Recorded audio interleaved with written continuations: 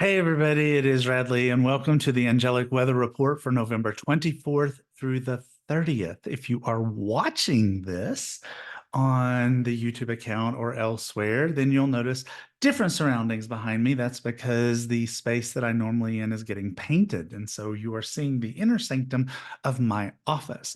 If you are listening to this on your favorite podcast provider or mindbodyspirit.fm, hey, the sound of my voice hasn't changed because the other part of my house is being painted. So before we get to the Angelic Weather Report for November 24th through the 30th, I wanted to talk to you for just a second about something that's kind of been on my mind, and that is the nature of truth. The nature of truth. What is truth in it at its very core?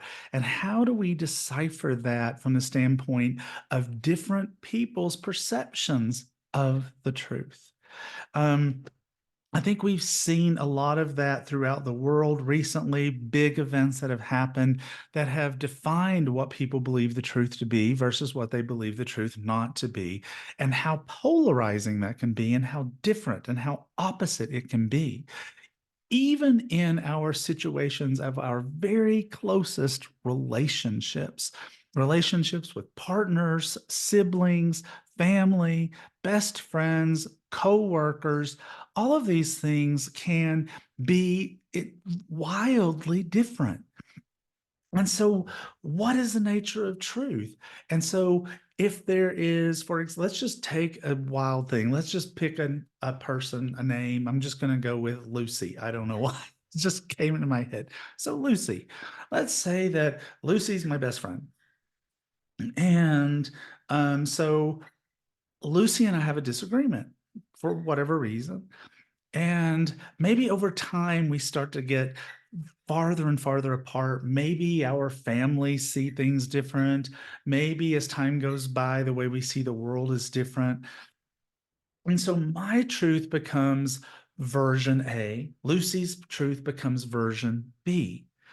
So is version A for Rad's truth more truth than Lucy's version B? And how do we wrestle with those differences? Because I would think that my truths are my truths. They resonate, they resound with me.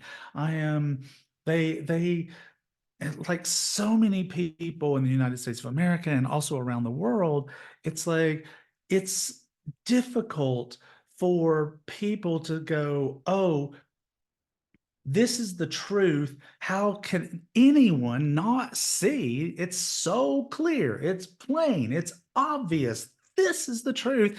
There's facts, there's figures, there's whatever. This is obviously the truth. And then another side saying, no, this is the truth. This is obvious. How could you possibly think that that was the truth? And so we have masses of people doing that. And we also have individuals who are doing that, where my truth is my truth and it's born out from my existence, my unique soul, my unique way of seeing the world, the way I was raised, the way I grew up, the way I experienced college and the workforce and any changes in my life, the way I experienced marriage, the way I experienced divorce, the way I experienced those things have colored my version of the truth. Likewise, Lucy, the way she was born, the way she was raised, the way she went through college, if she went to college, all of those things are different for Lucy. And yet both sides firmly believe that that is the truth.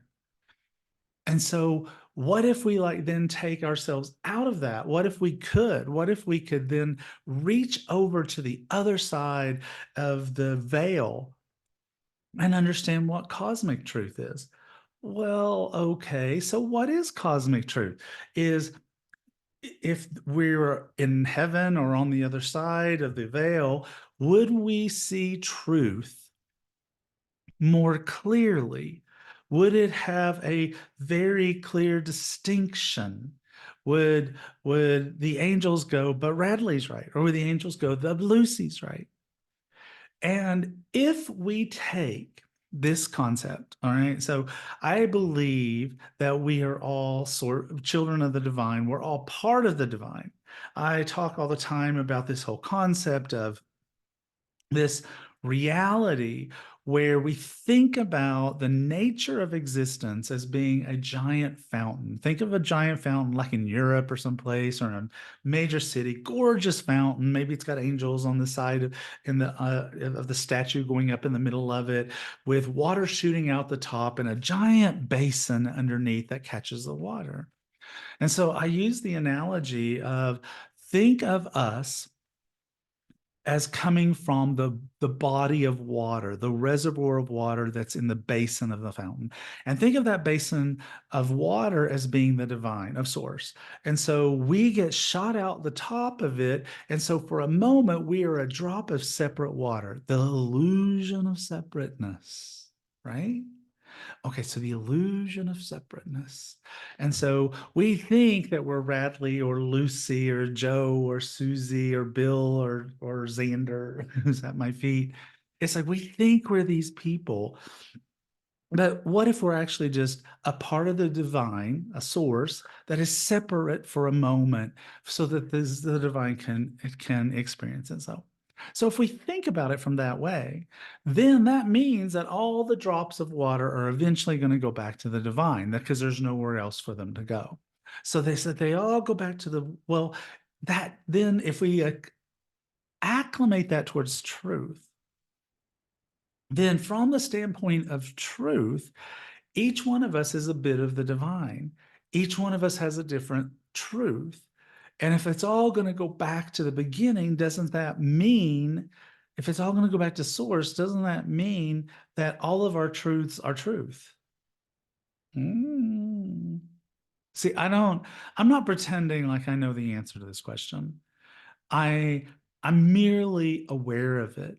I'm aware of it because of what I've been through for the last year and a half and the separation of certain relationships, the reigniting of other relationships, um, leaving what I consider to be home, coming back home to finding all of my support system back here, just waiting, dying for me to get back and just being aware of the nature of relationships and the nature of different people's truths and and then also having watched just this nation of the United States of America and the world over the last few weeks and going, wow, not just the last few weeks, the last few months, the last few years, the last decade, and watching what appears to be a bit of a divergence, a deepening division of what is truth. And how do we reconcile that? How do we pull that back together? I don't know. It's just something to think about. Something else to think about is I've got exciting news. This is something that I almost never do, but you guys have been asking about it all year long, over and over and over and over. And so I am going to do a number of private readings for people. So we have opened up my calendar for January and February. We are releasing a small number of private readings that I will be doing. So if that is something that you're interested in, if you've been listening to the Angel Weather Report for forever and always thinking, I wish I could just get a reading from Radleigh. Well, guess what? Merry Christmas, Happy New Year. Here we go. Happy season of light. We're going to have them. Now, we know from the past, they're going to sell out in lickety split, like in a New York second. So if you're interested, you can go to radleighvalentine.com/sessions, SESSIONS, as in private sessions, radleighvalentine.com/sessions.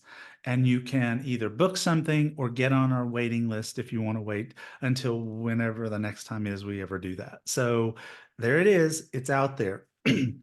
Let's talk about the Angelic Weather Report for November 24th through the 30th. The month is almost over. We only have December left. December is my absolute favorite month of the year. It's my birthday. It's a season of light. It's the month that my mom was born. I absolutely love December. But let's look what the last week of November, the week that happens to have Thanksgiving in the United States in it, and see what that looks like. So the first card is Ace of Earth. Now, I have been doing a lot of different talking about cards and stuff through different courses that I've been teaching and also through my membership group and things like that. And this card is just coming up and coming up and coming up and coming up. And so the card says a windfall of abundance, wise counsel, or good fortune, an exciting career opportunity, a lucrative contract, significant purchases like a home or vehicle. This is a card, Ace of Earth is this card that really does talk about something new happening in our material worlds. Because the suit of Earth, aka the suit of coins or pentacles in traditional tarot, I just use the elements in my deck, Angel Wisdom Tarot cards that I'm using today. Is sort of like the stuff that's outside of us. It's like the other suits are like our passions, our intellect, our thoughts, our intuition, and our emotions, all very internal. The Earth suit can be very external, and so this is about where new things come into our life. We love a windfall of abundance. We want a windfall of abundance. I'll sign up for that. How about you? And so. But it's also about exciting career opportunities, new things happening. It's really exciting. The next card is Release. In traditional tarot, this is called Death. I just didn't like that because it almost never, ever, ever, ever means physical death. And so I changed the name to Release. It has Archangel Azrael on it, and it says endings that lead to new beginnings, the need to release situations or people that hold you back, spiritual transformation. Well, that fits really, really well. If we have something new coming, it makes sense that we would release something old. We would let go of the old things that are keeping us hung up, stuck up, keeping us from getting where we need to be. So it's a great time for releasing. Now, the last card for this particular week of November 24th through the 30th is Eight of Earth, aka Eight of Coins or Pentacles in traditional tarot. This is the apprenticeship card. It's like learning all you can about a subject or career, going back to school, taking a seminar, finding a mentor, attention to detail, skilled work you love. So this really has a lot of like energy around life purpose and energy around what we do for a living, new exciting opportunities, releasing the old stuff, learning everything we need to know about the new stuff. It all fits together. So look for new beginnings, new ideas, new thoughts, and a desire to make changes in your life is something that should be showing up for you the week of November 24th through the 30th. Now, I'm going to put these cards back in the deck because, like I always do, this is your chance to get a little mini reading from me personally. So I want you to think about something you'd like a question on. You'd like, if you were sitting across from Radleigh, what question would you ask him? So think about what that is. And I'm going to shuffle cards. And as I shuffle, now that you have the question firmly in your mind, I want you to think whether or not you feel called to one of these four cards as your personal answer. So, do you feel called to card number 1? Do you feel called to card number 2? Do you feel called to card number 3? Or do you feel like card number 4 is calling your name? If you were drawn to card number 1, it is Three of Earth, aka Three of Coins or Pentacles in traditional tarot. This card is a card that I always think of as being associated with the card number of Eight of Earth that we saw in the month Angelic Weather Report. And it says, do what you love, recognition for the highest quality of work, especially creative endeavors, being paid well for your craft, working well with others, an excellent reputation. Another card related to our angelic weather report is Page of Earth. In my deck, the particular deck, the Ace of a suit always grows up to be the Page of the suit. We saw the Ace of Earth. This is the Page of Earth. This is that ace grown up. And this card says, time to get to work. An excellent opportunity presents itself. Happy news about your career, promotions, or scholarship, a new area of study. If you were drawn to card number 3, it's Seven of Water, aka Seven of Cups. It says, make a choice, stop procrastinating or overanalyzing, get clarity about what you desire and move forward. Too many options, addictions. And finally, Ace of Water. Ace of Water is the card number 4. A beautiful new emotional experience, a romantic relationship or deep friendship, awakening of psychic abilities or spiritual insights, a love letter, or a new home. So there you have it. That's the Angelic Weather Report for November 24th through the 30th. Again, keep in mind, this is a very rare thing. I don't do this very often, but I am actually opening up my schedule, my calendar in January, February to do private readings for people who want to sign up for that. You can find out all about it by going to radleighvalentine.com/sessions. And there you can sign up. And you can even sign. You can also sign up to just be on our waiting list if you want to be aware of it for later.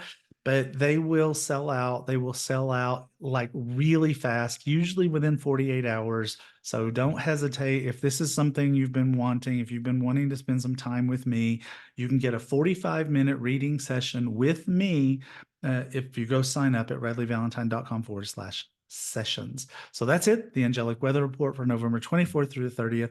If you're in the United States of America, happy Thanksgiving. I hope you guys have an amazing, amazing holiday. And next time I see you, it'll be all ho, ho, ho all around me because Christmas is coming to my house this week.